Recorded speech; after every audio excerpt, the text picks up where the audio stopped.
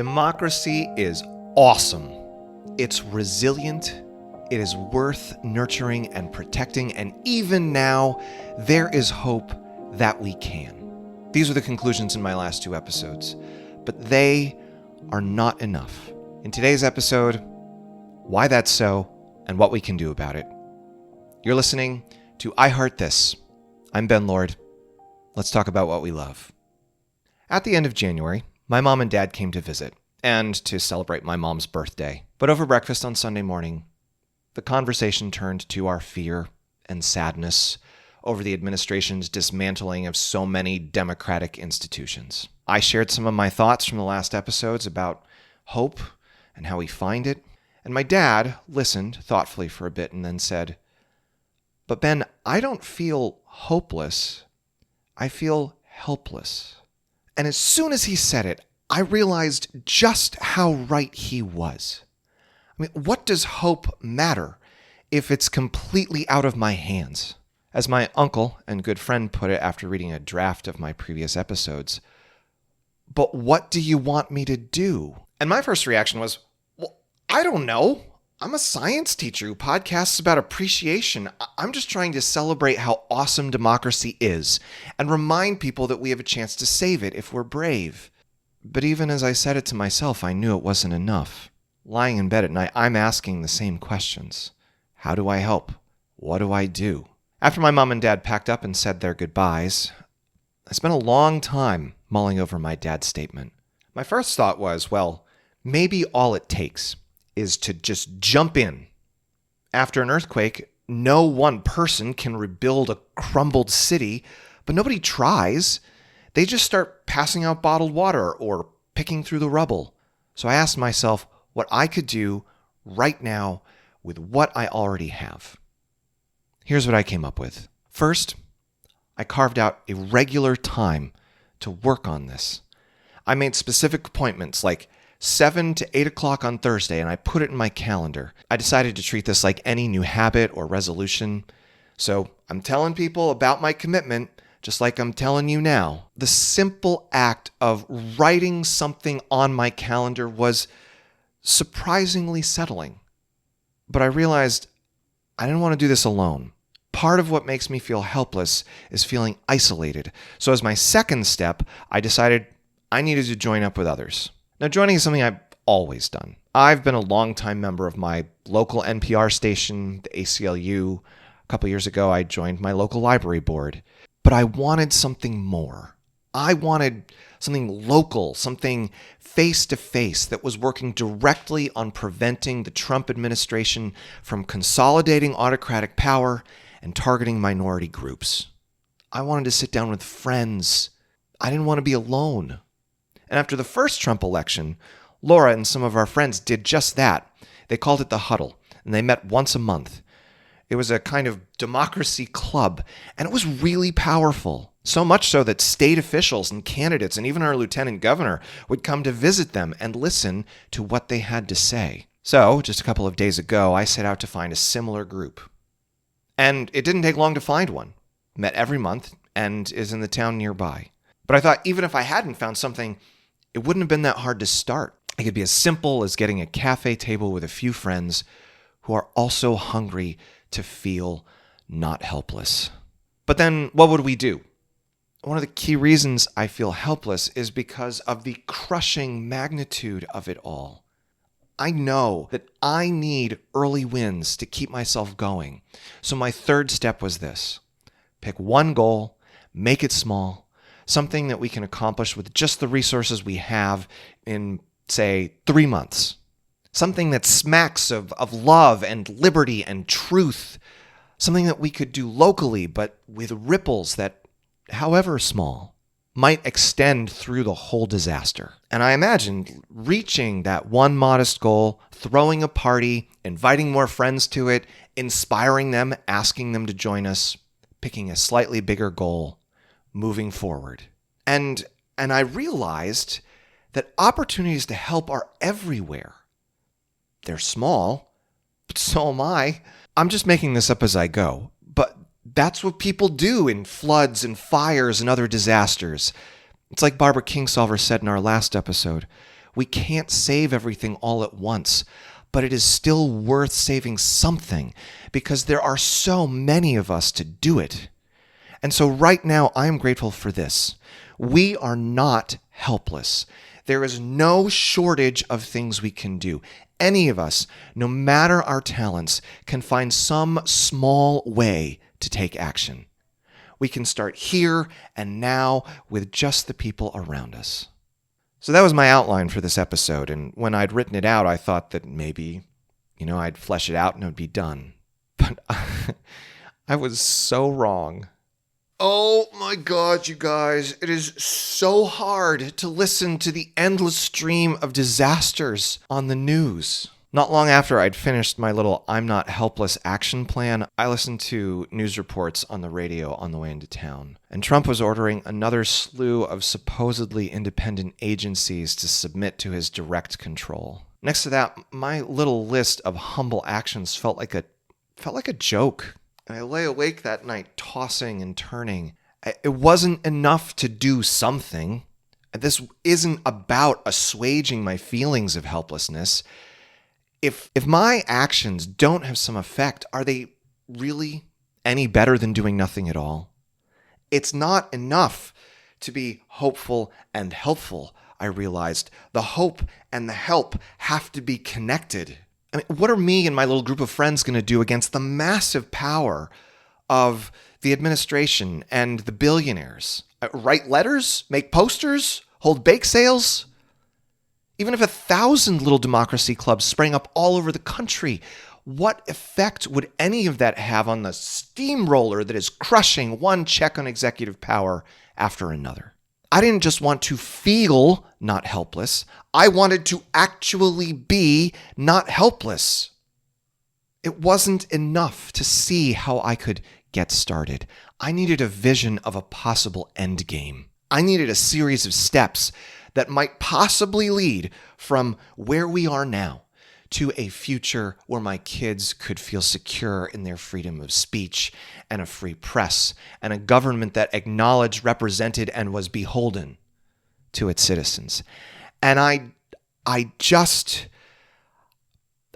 couldn't. Through this whole series, I've been avoiding talking about strategy.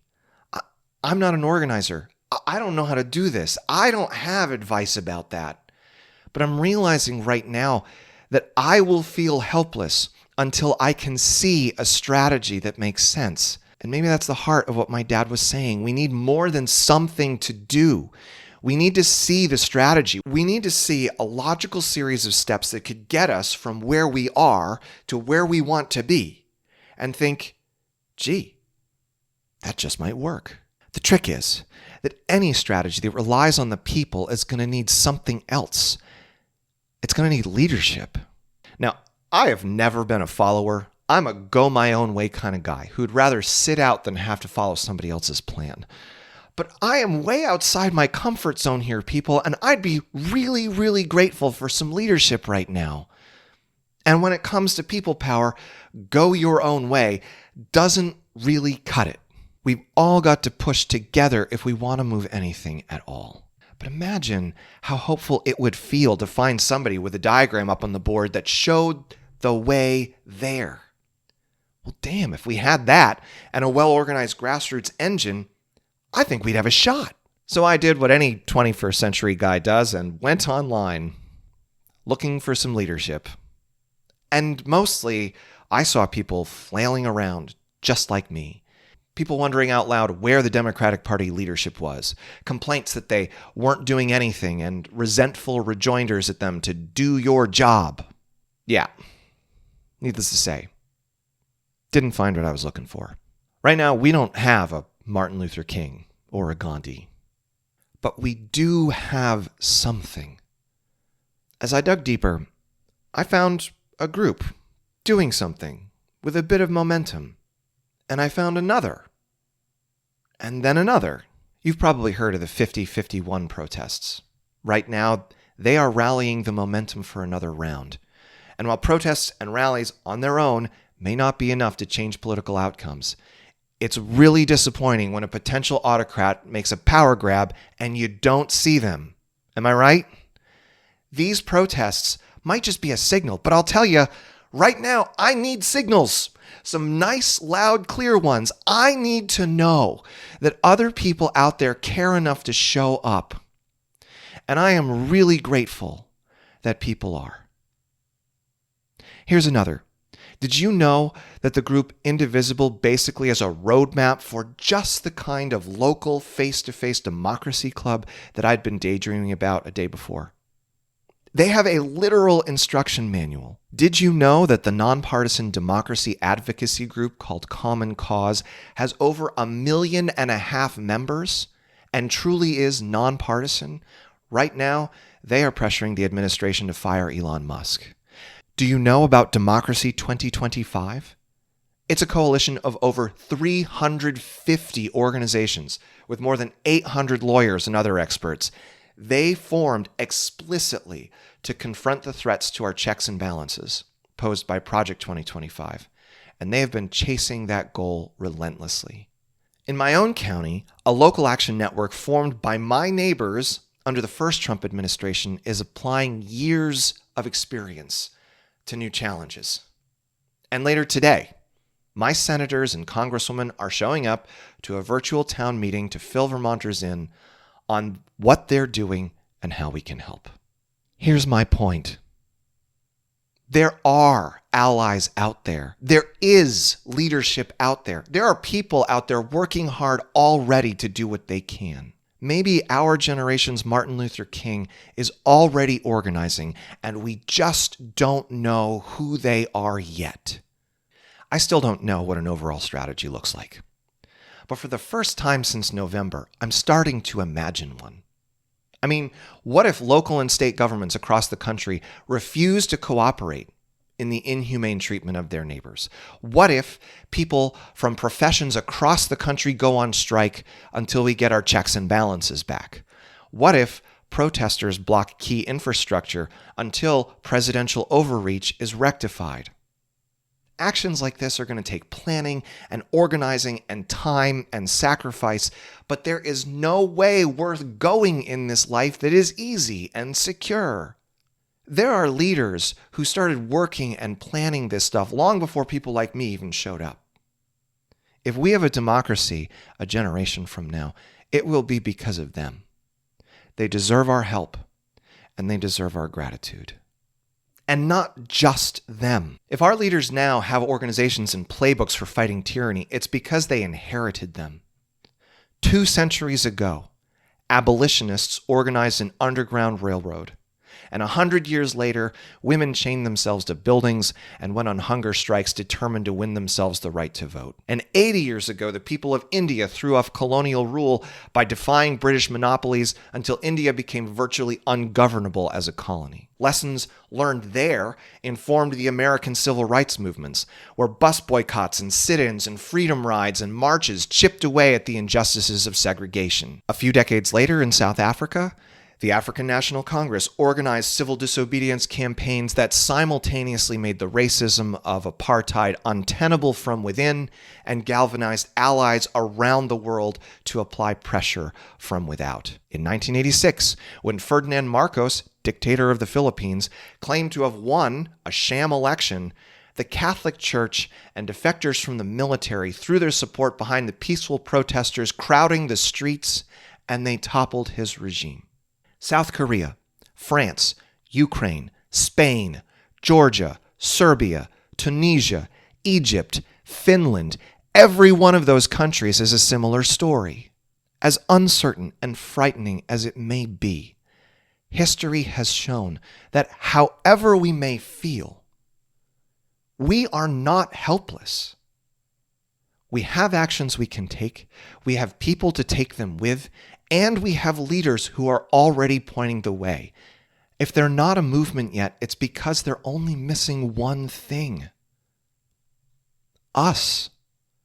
They need us to not feel helpless or tired or overwhelmed. They need us to believe. On a crisp autumn day in November of 1863, about 15,000 people turned out to dedicate a new national cemetery in the tiny town of Gettysburg, Pennsylvania. 4 months before, Union and Confederate armies had converged there in a devastating battle. The number of casualties was more than 3 times the size of the assembled crowd. The surrounding land still bore the scars: splintered trees, damaged buildings, fences riddled with bullets, and the shallow graves of the hastily buried dead.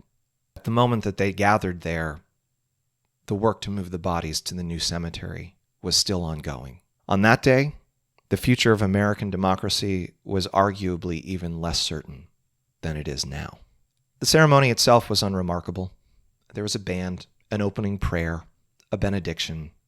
The keynote speaker was a former senator and a distinguished orator named Edward Everett. His 2-hour speech told the story of the war and the Battle of Gettysburg and honored the sacrifice of the men and mostly boys who had died.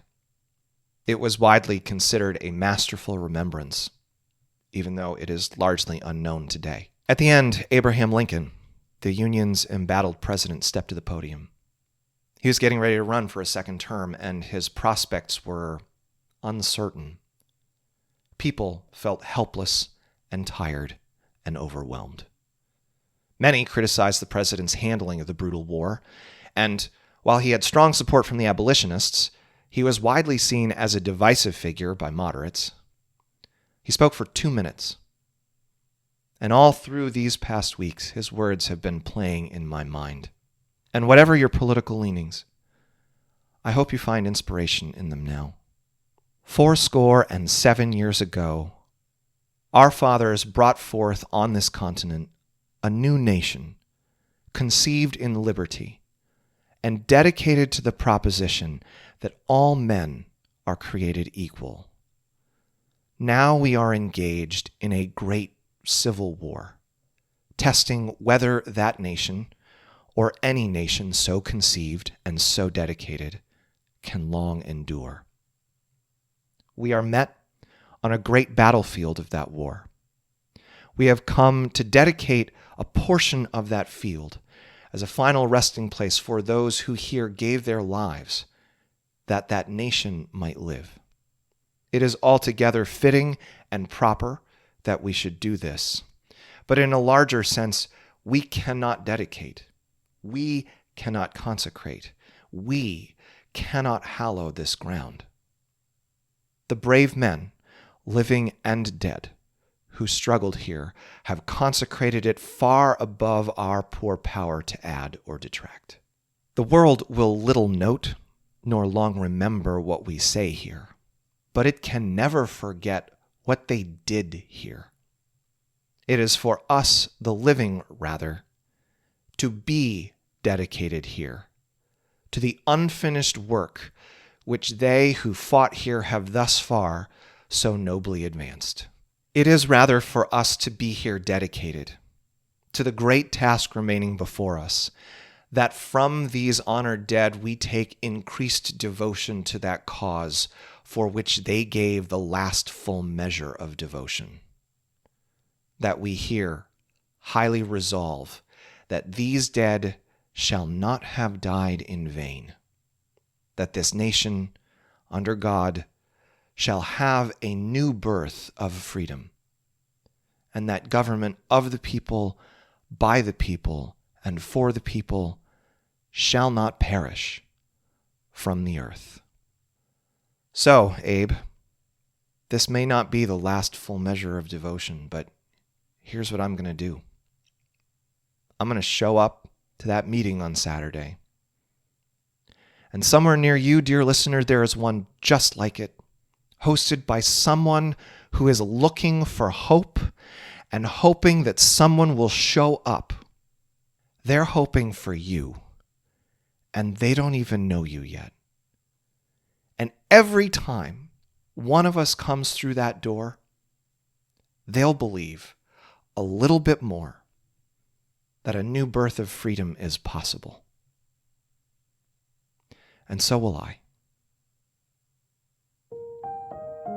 Please consider joining or making some kind of regular action group near you, even if it just starts with a regular coffee date.